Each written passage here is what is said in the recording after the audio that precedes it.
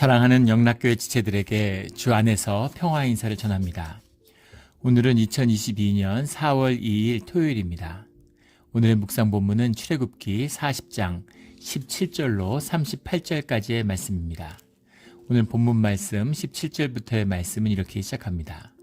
둘째 해 첫째 달 곧 그 달 초 하루에 성막을 세우니라. 이제 드디어 그렇게 꿈에 그리던 주님과의 동행하는 주님이 이스라엘 가운데 함께 머무시는 성막의 역사가 이제 시작되는 것이죠.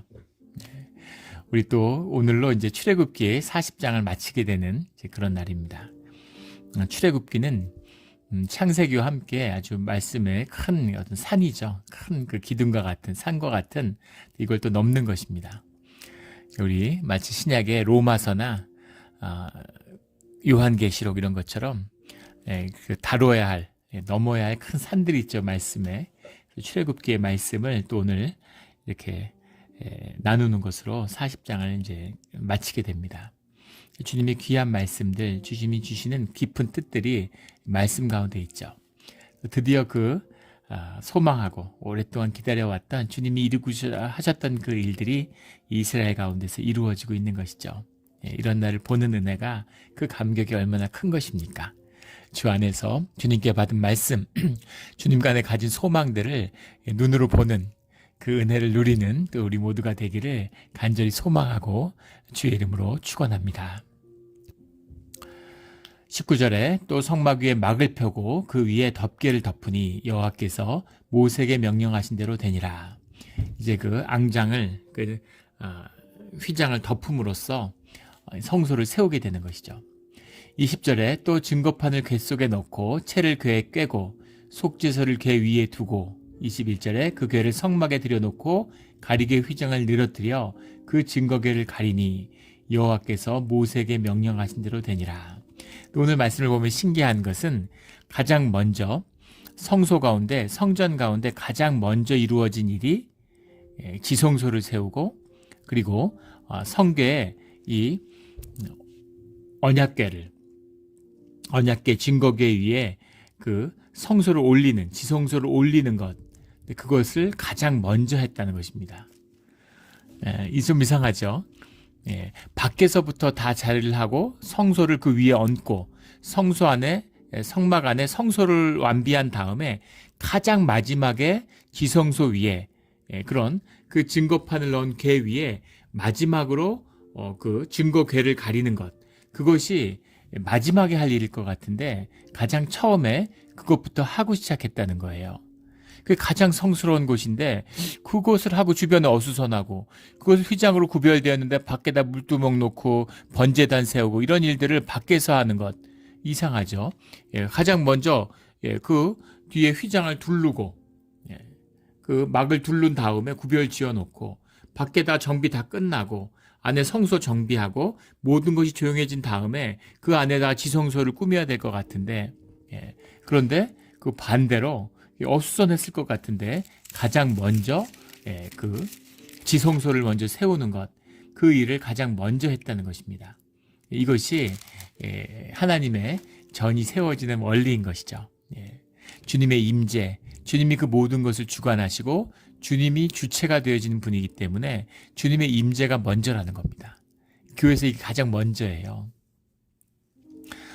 교회 예배당 세우고 예배 세우고 절기를 세우고 예배 드려서 주님의 임재가 임하는 것이 아니라 주님의 임재가 있는 곳에 공동체의 마음이 한펴지고 주님의 임재가 있는 곳에 그곳에 예배가 세워지고 교회가 세워지는 예배당이 세워지는 일들이 일어나는 것이죠. 가장 먼저 주님의 임재가 중심이고 그것이 모든 것이 풀어지고 모든 것이 세워지는 중심이다 라는 뜻을 보게 됩니다. 이게 가장 먼저 이루어져야 될 가장 본질적이며 가장 중심되는 일이에요. 이게 세워지면 아무 문제가 없는 것입니다. 교회 예전에 열린 시크릿 월십이라고 그래서 열린 예배 이런 게 한동안 또 유행하던 적이 있어요. 그게 옳으냐 그르냐 그 예전을 파괴한다고 비판하는 사람들도 있고 새로운 세대의 새로운 예배다 이렇게 옹호하는 사람도 있고 그랬습니다. 근데 중요한 것은 예배의 형식이 아니에요. 물론 예배 형식이 중요하지만 더 본질적인 것은 주님의 임재고 주님이 그것을 받으시는 우리의 자원하는 심령과 진실이라는 겁니다. 그것을 우리가 주님께 드리고 주님이 그걸 받아주시면 주님 안에서 그 예배의 형식이라는 것이 주님께 마음이 합하여지면 뭐 아파서 누워서 드리던 뭐 엎드려서 드리던 뭐 물구나무를 서서 드리던 무슨 의미가 있습니까? 주님이 받으시고 주님의 임재가 있으면 주님이 주관하시는 예배라면 뭐든지 다 오케이인 거죠.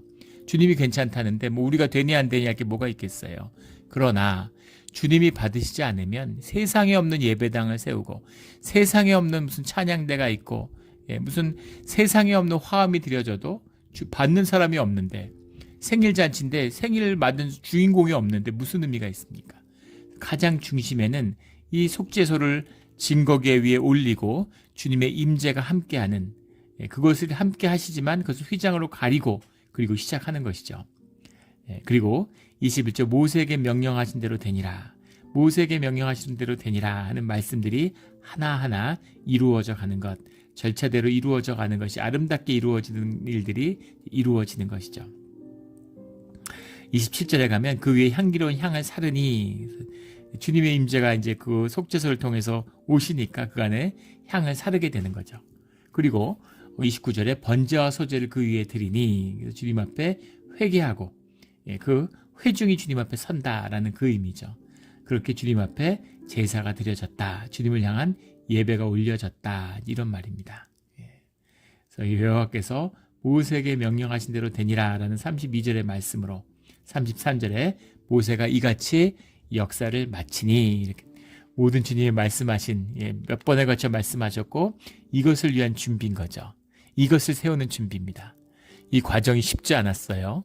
40일 금식을 2번이나 하고 황금, 송아지, 우상숭배에 대한 그런 큰 진통을 겪고 뭐 애굽에서 나온 500, 400년 동안 노예된 생활을 풀고 나오는 10가지 재앙 속에 살아남고 6월절이 있고 물을 못 마셔서 죽을 뻔하고 배를 줄인 때도 있었고 만나의 기적을 만나고 또 아멜렉과 싸워야 됐고 그런 수많은 일들이 있은 다음에 이제 그 가장 중심이 되는 본질적인 주님의 일이 이루어지는 것이죠.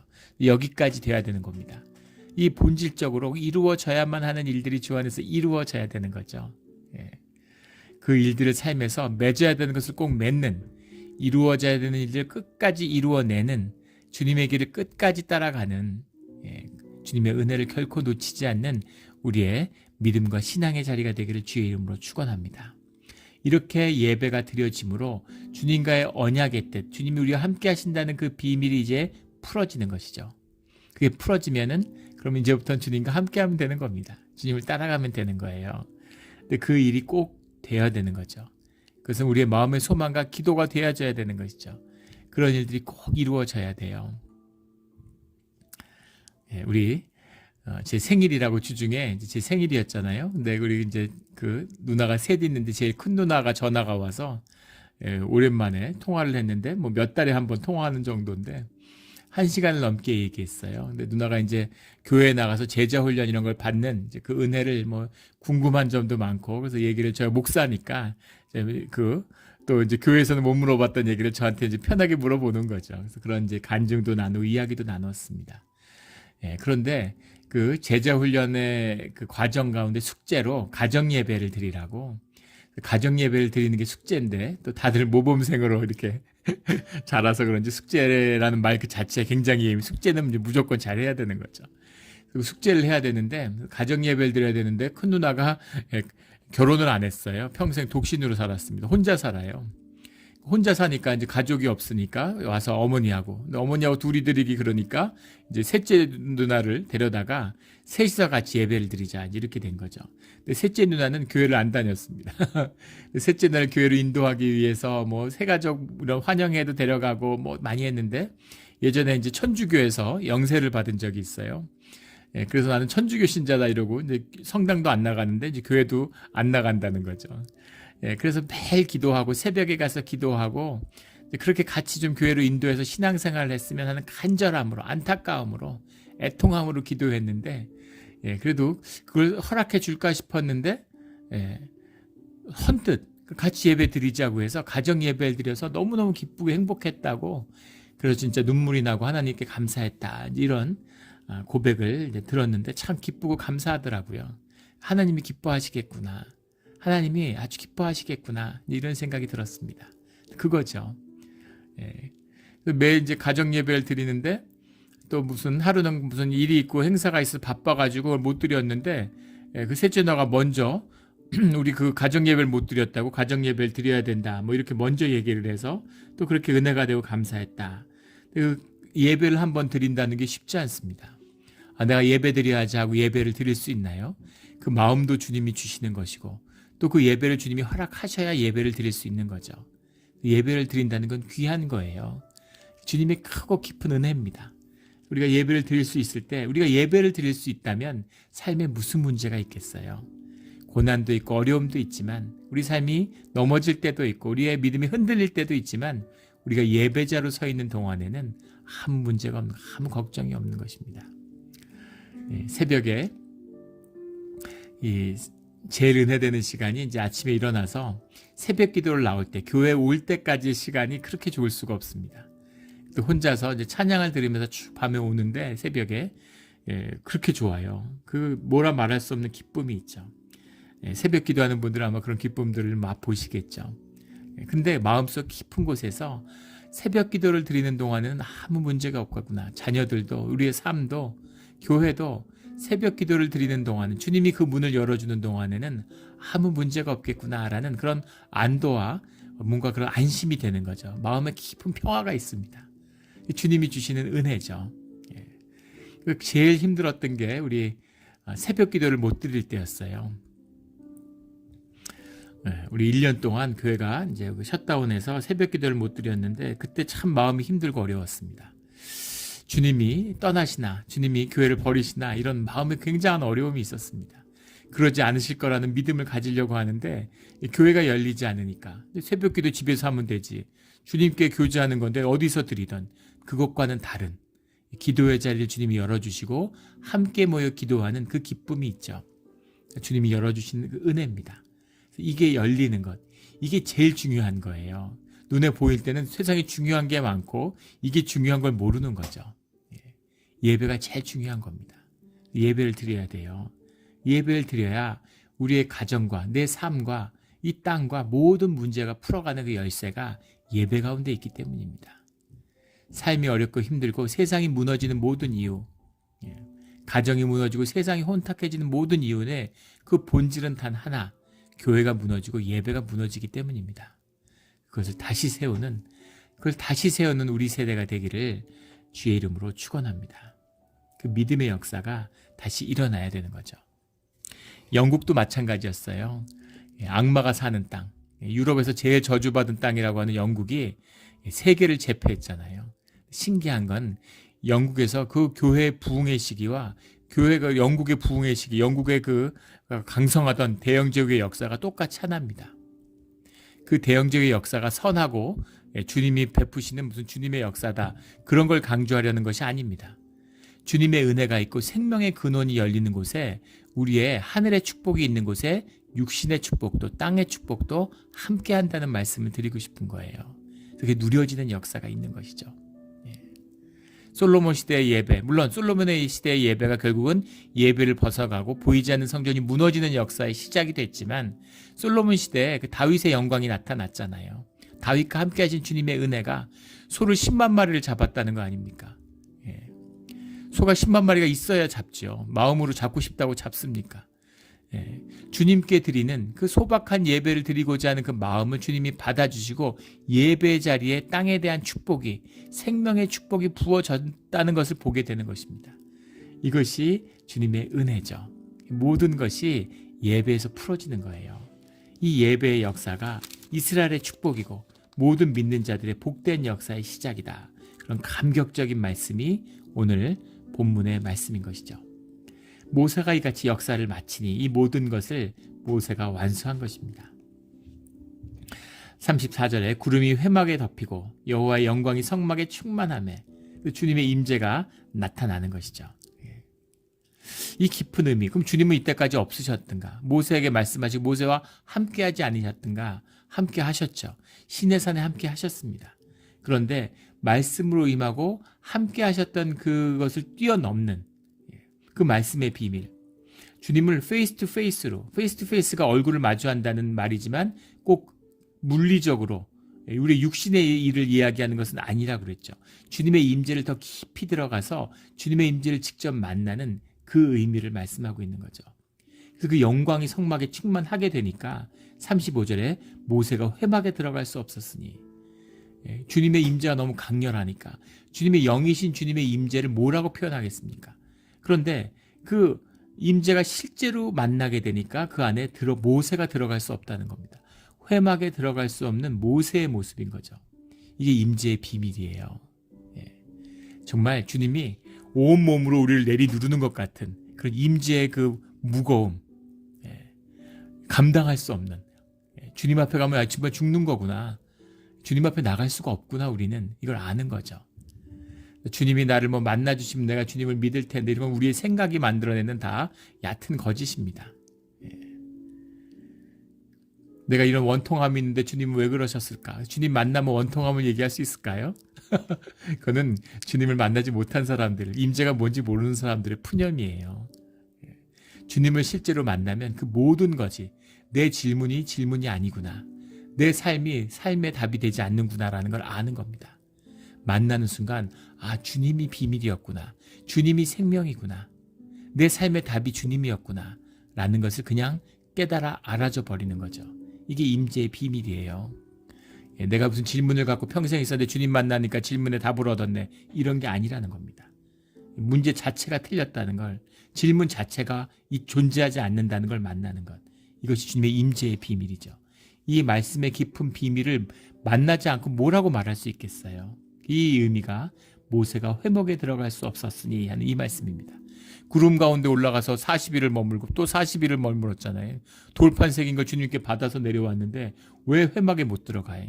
주님이 그 주님이신데, 그런 이야기가 아닌 거죠.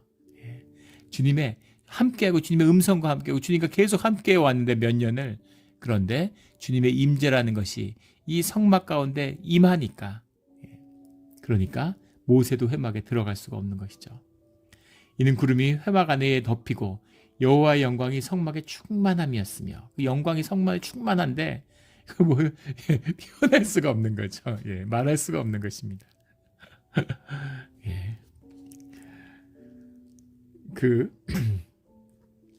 좋은 비유인지 할 수 있는 비유인지는 잘 모르겠는데, 예전에 무슨 한국에서 산수유 열매가 남자들한테 좋다고 사장님이 그걸 광고를 하는데, 이게 몸에 좋은데 왜 좋고 어떻게 좋은지를 이걸 말로 할 수가 없어서 애통하다 이러면서, 뭐라 말을 할 수가 없어 답답하다 그러면서, 방송 심의 규정 때문에 말을 할 수가 없다고 막 비통해하면서 먹어보라고, 맛을 봐야 되는 거죠. 맛을 봐서 그걸 알아야지 이걸 말로 표현할 수 없는 거죠. 산수 열매도 말로 표현 못하는데 주님의 임재를 뭐라고 말로 표현하겠어요? 이걸 말에 담아야 되는 것이 답답한 것이죠. 이것을 이 구름이 빽빽히 들어섰다, 구름이 충만했다, 영광이 성막에 충만했다, 진짜 성전이 된 거죠. 주님이 계시니까 텐트 쳤어요. 근데 주님이 함께 하니까 영광에, 하나님의 영광 때문에 모세도 차마 들어갈 수 없는 그런 곳이 되었다, 이런 것이죠. 우리 교회가 그런 곳이 되어야 되는 겁니다. 주님이 어디에나 계시고 우리 마음 가운데 함께 하시죠. 그 회중이 함께 모여서 주님을 경배하고 예배하는 그 예배의 자리가 우리 예배당이잖아요. 얼마나 성스럽고 귀한 것입니까? 주님의 전에 들어갈 때 가슴이 눌리는 것 같은, 우리 한국에서 교회 섬길 때 그 교회 권사님들이 참 정성으로 교회를 섬기시는데, 권사님들이 성찬을 준비하죠. 성찬을 준비할 때 그 성찬기 같은 걸 준비하고 이제 그걸 하는데, 다 신발을 벗고 예배당에서 다 이렇게 다니세요. 무슨 구약의 성막이 아니고 신발 신는다고 누가 뭐라 그러겠습니까? 근데 신발을 신고 들어갈 수 없는 그런 마음이 있는 거죠. 그런 마음의 정성, 그런 주님의 임재를 향한 경외감, 이런 것을 가지고 주님 앞에 나아가는 겁니다. 그 마음 가운데 주님이 그 마음을 보고 임하시기 때문인 거죠. 모세가 회막에 들어갈 수 없었으니 영광이 성막에 충만함이었으며 라는 이 말씀입니다. 36절에 구름이 성막 위에 떠오를 때에는 이스라엘 자손이 그 모든 행진하는 길이 앞으로 나아갔고 구름이 떠오르지 않을 때에는 떠오르는 날까지 나아가지 아니하였으며, 구름이라는 게 아나안이라는 말인데 예전에 개역 한글에는 구름 기둥이라고 했죠. 근데 기둥이란 말은 없어요. 그냥 구름입니다. 주님의 임재죠. 밤에는 불이, 낮에는 구름이 되는데 구름은 아난, 불은 애쉬라는 말인데 주님이 때에 맞는 주님의 임재와 계시가 함께했다는 겁니다. 주님이 그때와 현상과 거기에 맞는 주님이 함께하는 은혜가 있었다라는 거죠. 행진하는 길에서 그 구름이 함께할 때는 앞으로 갔고 떠오르지 않는 날에는 나아가지 않았다. 구름이 움직이면 움직이는 거죠. 주님의 뜻이 함께하고 움직이라는 뜻이니까. 그리고 그것이 구름이 움직이지 않으면, 떠오르지 않으면, 그러면 떠나지 않을 때에는 그럼 떠오르는 날까지 나아가지 아니하였다. 그 길을 주님이 인도해 주시는 거죠. 이게 우리 인생의 비밀이 되어야 됩니다. 주님이 움직이시지 않으면 가만히 있는 거예요. 세상이 뭐라고 그래도, 누가 뭐라고 그래도 가만히 있는 겁니다. 주님이 움직이시면 움직이는 겁니다. 주님이 떠나라고 하면은 바로 떠나는 것이고, 주님이 있어라 그러면 아무리 봐도 있을 상황이 아니어도 있는 겁니다.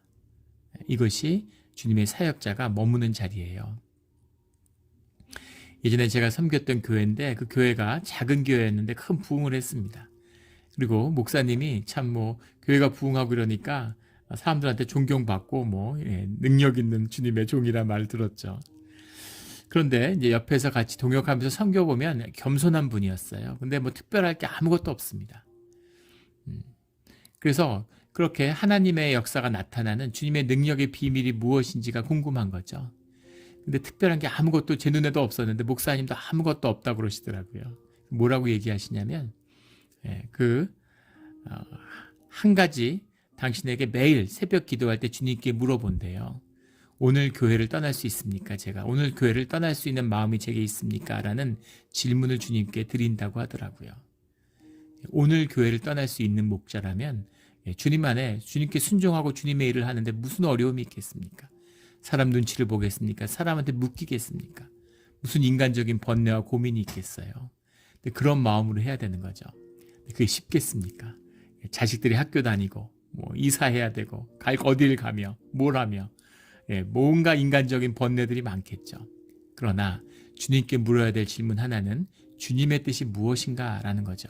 그것 하나입니다. 주님이 움직이시면 그럼 움직이는 것이고 주님이 움직이지 않으면 움직이지 않는 것이죠. 이것이 주님의 뜻입니다. 이런 주님의 임재 가운데 이 인생이 주님이 이렇게 분명하게 선명하게 주님의 뜻이 분별될 수 있으면 삶에 무슨 문제가 있겠어요. 주님이 따라간다는 게 세상에서 성공하고 잘 된다는 얘기가 아니죠. 그러나 중요한 것은 그게 우리 삶의 본질이고 우리 삶의 최선이라는 겁니다. 눈에 보이고 세상에 보이는 게 전부가 아니죠. 보이지 않는 게 진짜고 보이지 않는 게 전부예요. 사실은. 주님이 이런 인도하심을 받을 수 있다면 무슨 문제가 있겠어요. 이런 인도하심을 받지 못하기 때문에, 분별이 안 되기 때문에, 임재를 느낄 수 없기 때문에, 주님이 함께 하시지 않기 때문에 문제인 거죠. 주님의 이 함께 하신다고 하는 의미, 그러나 함께 하시지만 모세를 통해서 말씀하시고 모세가 인도했죠. 그런데 이 성막이 세워지고 주님이 함께 하신다는 약속이 이루어진 뒤에는 주님의 이 구름이 직접 움직이면서 모든 사람이 오늘 38절에 그들의 눈으로 보았더라. 주님의 임재를 그들의 눈으로 보았더라 라는 거죠. 주님의 임재를 보는 자들이 우상을 만들지 않겠죠.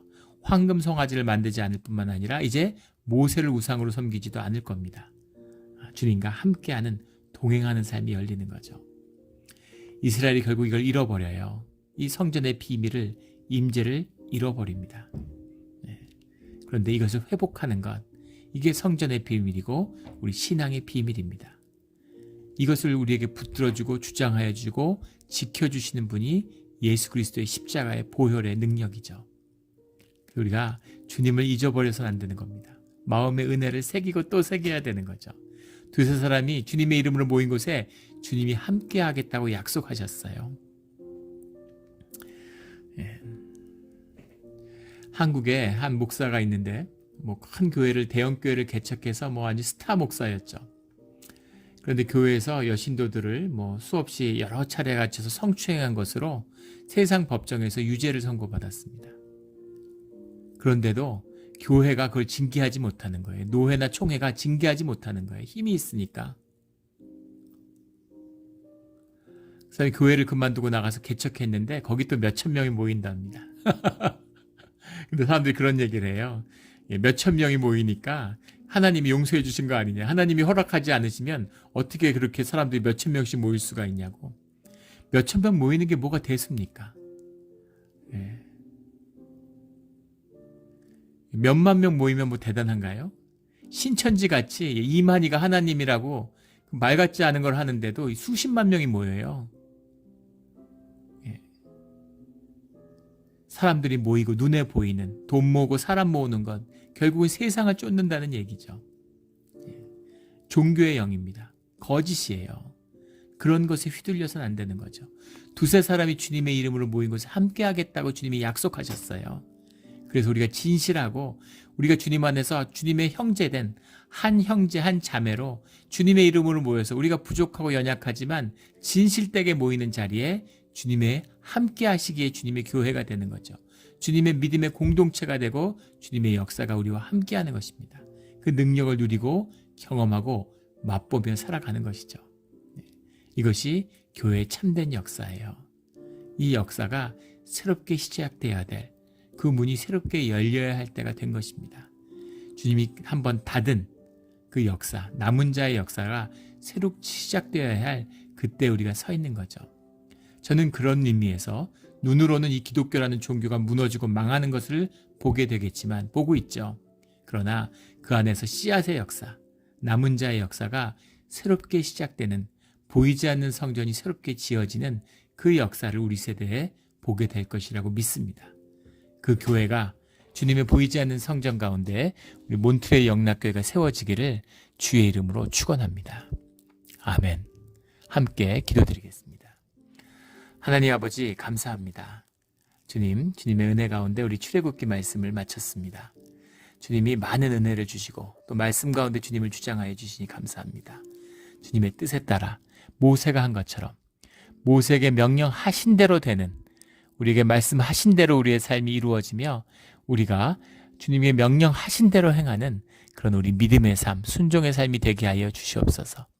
구름과 불이 되어서 우리를 인도해 주시는 것처럼 우리의 상황에 맞게 우리가 은혜가 되게 말씀하시고 인도해 주시는 주님의 은혜가 떠나지 않는 우리의 신앙의 자리, 오늘 하루의 삶이 되게 하여 주시옵소서. 감사하며 예수 그리스도의 이름으로 기도드렸습니다. 아멘.